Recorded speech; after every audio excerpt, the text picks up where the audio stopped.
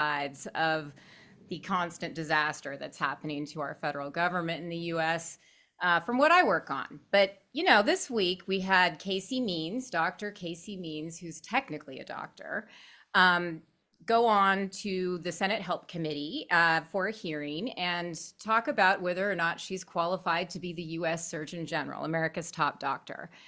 Dean in Denver wanted to know a little bit more about this, and this is well within my wheelhouse. And in fact, I've been collecting receipts on Dr. Means and her grifter brother, Callie, who has his own company to commit tax fraud, and who was a senior advisor to Health and Human Services Secretary Robert F. Kennedy Jr. So today we're going to take Dean and Denver's expertise in dunking on people like Casey Means for being grifters and conspiracy theorists, as well as my expertise for bringing the scientific receipts. So thanks for having me, guys, and thanks for letting me completely take everything over. Why don't you share some of the amazing wellness poetry that you recited for us yesterday on Substack? Oh, goodness gracious. I guess I need to. Do you want me to share some more? I did not have it printed out for this one, but No, it's all right, Denver. Just wing it. it's I mean, it was great. you just wing it. So Well, funny. let me tell you, riding on birds of a feather. I know I get better when there's better weather. No, so I think, that was the best I had right there off the bat. But no, the wellness poetry that you turned us on to, and by the way, I think you need to take credit, for turning us on to wellness poetry. I didn't think that Yeah. was a thing. But Dean and I yesterday had quite a fun time reading the entire poem. And what was interesting to me is I don't know if it was the spiritual healing thread that was through there, Angie. It was just interesting to me to look at that and remember all the stuff that I've done on Satanic Panic, all the stuff on Pastel QAnon, all the stuff that I've done on QAnon specifically, beyond Pastel QAnon, and things like 9/11 truthers, all of the things, right? Especially with what is it called, naturopathic healing, which I had a lot when I was a kid. I never thought that. My mother thought it would be great if she sprayed milkweed on my poison ivy. So there you go. That's pretty much how I was. I was just stunned by the poetry, just the brilliance of it. Mm-hmm. It was pretty incredible. And one of the things I texted you guys while you were talking, but you were so into it, I don't think you saw my text. So I thought I'd bring it up today. But the whole thing that inspired her naked vision quest with, perhaps, and I went to Smith College, okay? So like the activities like this are not strange to me. The husband seeking part and the drop, like taking mushrooms and tripping balls to talk to trees to get advice on acquiring a husband is definitely new to me, but hiking around with a bunch of women naked is not. The reason that she did this, that she went For to you. this, that she went That to this when did this trouble. happen? No. This was What are we talking about now? This. It's common, I think, for women to do things like this. Yeah. Like we get really frustrated with men. I'm just going to be straight up about that, guys. Sorry. You guys piss us off a lot. And Yeah. it's very difficult in society to directly say that. I usually say that, but most of my fellow women do not. So we like to have, solidarity activities. And sometimes that does involve. Okay, I've never actually been naked hiking, but there are activities like that that build solidarity among women. Sure. And they're not creepy or weird. But what Yeah. is weird is to turn that, solidarity for women into let's go like trip balls and talk to trees and ask them how to get a husband. Yeah. Like that's not really the kind of vision quest that I would go on. But the reason that she did this, it's kind of amazing to me. She writes in her newsletter that she went on a date with a very handsome man who was like on Wall Street or something in the West Village here in New York. And then she really liked him. And so she kept texting him. And then gradually he stopped texting her back. And then he really didn't text her. And then she felt terrible about herself because she was obviously extremely clingy. And if I were that guy, I probably would have run the other way to the next chick on the app that I matched with too. Yeah. But she was so devastated by this, like, I don't know, hinge date that didn't become a marriage, that this was what she decided to do next. And I think that really speaks volumes about what this woman's judgment is like.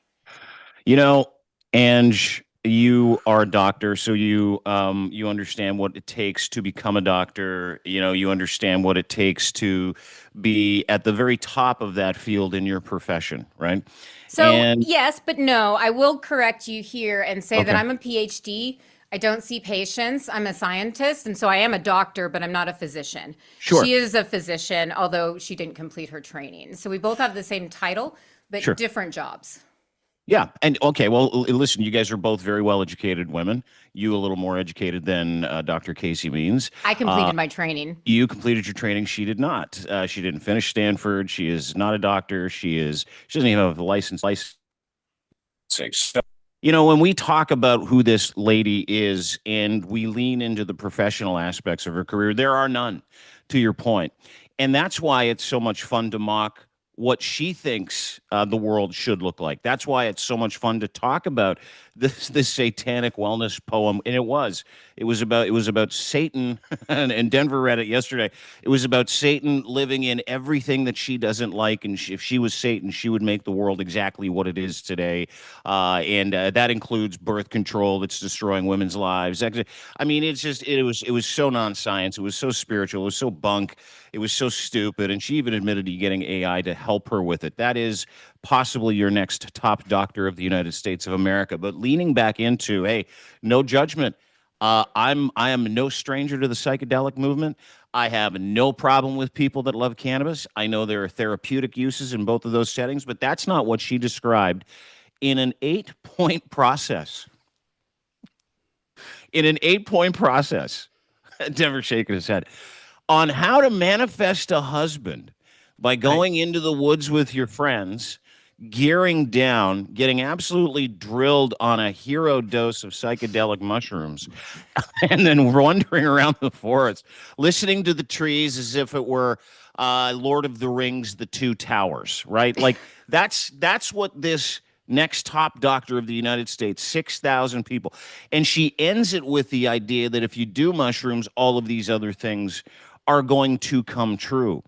And we haven't gotten to the grift yet, but this is information that nobody seems to want to talk about other than people like us and you who are actual professionals, other than people like Denver Riggleman, who effectively is a cult expert and leaning into that cult expertise to explain to everybody that this woman who was being vetted for the top doctor position in the United States of America, the next Surgeon General, was only there because she would admit the agenda of MAHA and MAGA, nothing to do with science. And Donald Trump said that back in May when he nominated her. He said, hey, listen, she's really close to RFK. Her two brothers work for MAHA, to your point. And she is an excellent doctor. She's not a doctor, by the way, but when has a lie ever stopped Donald Trump from creating an alternative reality that makes everybody lose their minds? Never. So he's dubbed her a doctor. She sits there and goes through this routine, as you've pointed out. And I know you did a marathon set of Substacks the other day. You were absolutely sensational, by the way. Absolutely sensational. Trying to rebut not only the lack of professionalism, but the spiritual woo woo that she says she's going to treat the rest of America with. 360 million people. 360 million people. You're going to get a dose of wellness therapy from the Surgeon General in the morning, talking about how Satan's going to attack your kids through your phone, and you shouldn't ever go and have a cheeseburger. I mean, or 340 million people, half of that women, talking about how birth control interrupts your female cycle, life cycle, not your cycle, your life cycle. It'll destroy your life, and we should be vessels for men. That's what this woman believes. And so when we went through the mockery of, what she thinks the world should look like and her belief system, I literally, there's a moment where Denver and I are reading this, and this is after consuming 5 hours of you trying to correct the record as she is, in her confirmation hearing, trying to duty to warn, which you've been screaming about for months. And I couldn't, like, I've seen some pretty shitty nominations. Kash Patel, Tulsi Gabbard, Denver. We talk about her all the time. A drunk Fox News weekend anchor. This is the most qualified out of all of them, and that's saying something, is it Yeah. not, Den? Oh, you know, by the way, other than that, she's pretty sane, right? I mean, should we, other than everything, Dean, that you just said and She everything that seems Angie nice. pointed out, Yeah. I think she seems nice. Yeah, I Hmm. think, and that's why I love that Angie's on here because when I heard about the walking naked through the woods. The thing that a lot of the Voyager believers is they need to walk through the woods sky-clad, which also means naked. But also, I've been on Bigfoot and alien expeditions. And as you guys, I don't know if you knew that, Angie, or not. I did, Denver. Like, that's Yes. the main thing I knew about you besides that you served in Congress. Oh, my goodness. And you Well, went to that means I need Denmark to- with everybody. Yeah, yeah. Yeah, and I Yeah. went to Denmark. But I wrote a book called Bigfoot is Complicated. And Angie, when you sent